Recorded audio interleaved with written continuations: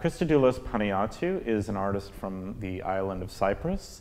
His work deals with numerous issues, including the notion of how we come to understand ourselves as part of a larger public, and how that notion, that idea of the public, is constructed. Panayiotou also uses documentary material such as archival photography, specifically images that he has sourced from the public archives of his home country of Cyprus to really tell how ceremonies and festivals and events all combine to provide a sense of national identity.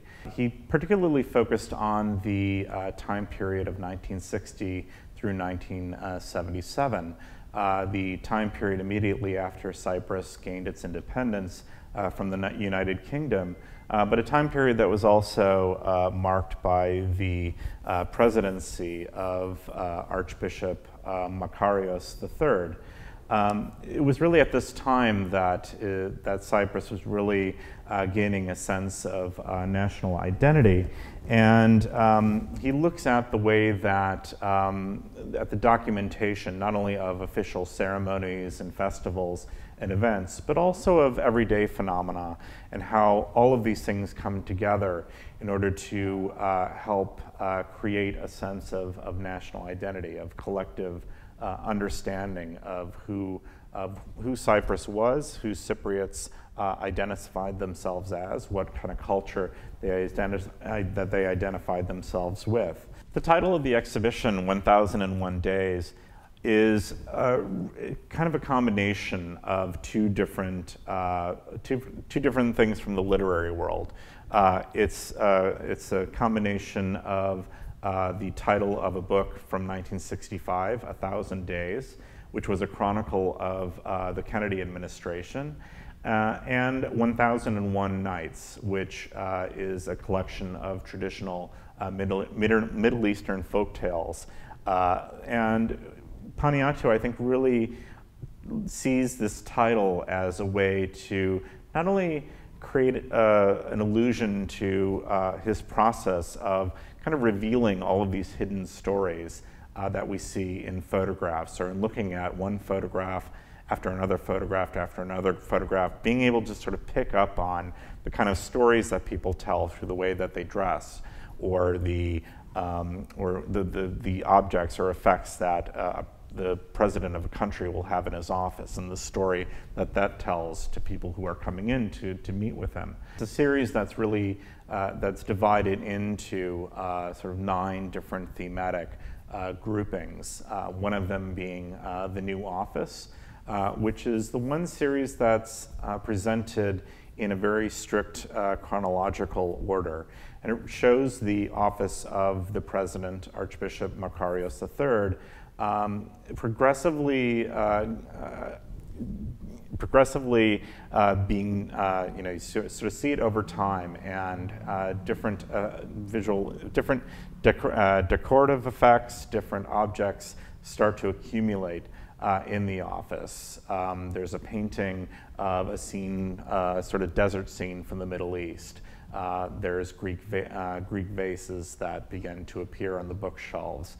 A statue of the figure of justice, as well as a copy of the book, 1000 Days. You get all of these different allusions to both Eastern and Western cultures, to the past as well as the political present of the time, all of which really kind of combine to give you a sense of how the leader of this country is really just in the seemingly insignificant decoration of his office, really telling a story, really sort of presenting a sense of who he is, of what country he's leading, and of how all of this is meant to kind of create an understanding for the people who are allowed into that space.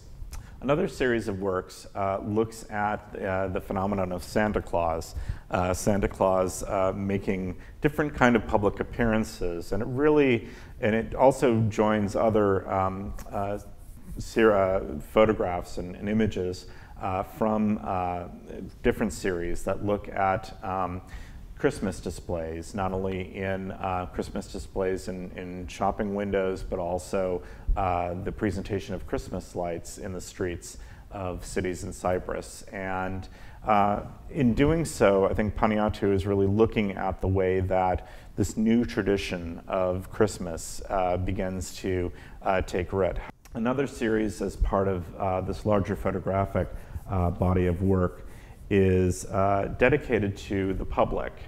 This is the one series that's actually a color photographic series, and it was created after, it's generated from photographs that were shot after 1977, after this time period of the other images. Panayiotou was inspired to create this series of images dedicated to this notion of audiences and the public, based on one image in particular, which showed a public event in which the front row of the audience had been left empty. It was presumably left empty for a number of officials who either failed to show up or were yet to come to the event. And so it really talks about how even in these collective experiences, even in these public experiences that really bring us all together, there's still a hierarchy. There's still a sense of who's important and who is meant to sit in a place of privilege, in a place of honor, and who is, sort of who occupies different places. And so that even when we come together as a public, even when we're coming together as an audience, there are still ways that society kind of stratifies that situation, that structures that creates a hierarchy of importance and a demonstration in a very subtle way of power, of economic power, of political power, of social power, of all these different kinds of levels of authority. The series of color images dedicated to the public also are, I think, really significant in the sense that you never see what the group of people are there to look at or experience. Whatever it is, if it's a performance or if it's a sporting event, the thing that is the focus of this audience, of this kind of group of people, is always left out of the frame of the image. And so all we're left with is not only the behavior of people in these kind of group situations, but also, once again, the way that they're structured, that people are, how people are contained in order to be presented with some sort of spectacle, with some sort of eventful presentation or performance. Another work in the exhibition is titled Operation Serenade. As you move through the exhibition, you'll notice these rolled carpets that have been placed throughout the galleries. These are actually carpets from award ceremonies, very famous ones like the Oscars or the Emmys or the Country Music Awards. Really, the intent of this piece is really to talk about how, again, these very ordinary looking carpet that we, again, if we experienced it in a different kind of context, if we saw this roll of carpet in a carpet store or in a garage, we wouldn't give it a second thought. But the fact that they've been incorporated into these events, these award ceremonies that have a certain kind of significance in our culture today, really demonstrates how we use objects, how we use things to create another sense of a certain level of importance or a certain kind of significance, how this carpet, when placed in a particular setting with a certain group of people going from one place to another on it, suddenly accrues a certain sense of significance, of importance, a certain aura that we associate with it. In many instances, the red carpet portion of an event has really become perhaps even more important than the award ceremony itself. It's where we come to understand who celebrities are, where they present themselves, where they really kind of stage their own sort of personalities. They talk about what they're wearing. So the title of the work, Operation Serenade, is taken from the code name for President Ronald Reagan's funeral, which happened in 2004. Panayiotou became very fascinated with this very poetic sounding code name for this funeral procession, but it really kind of prompts this reflection on the similarity between a funeral procession and a red carpet event. It's basically the moving of one group of people from one place to another. Another work created specifically for the exhibition is the wall mural titled Festival. The design of the wall mural was taken from a photograph of a music concert at a festival in Cyprus from the late 70s or early 1980s. It's a little unclear. And the backdrop for this performance has the appearance of an abstract painting, say. It looks very similar to the kind of abstract paintings by Willem de Kooning or Jackson Pollock that we associate with a certain time period in art history. Yet here it is being used as a sort of backdrop for a pop music performance. And Panayiotou is kind of restoring this painting in a museum setting to really kind of make us think about how, again, how context really changes the way that we understand things.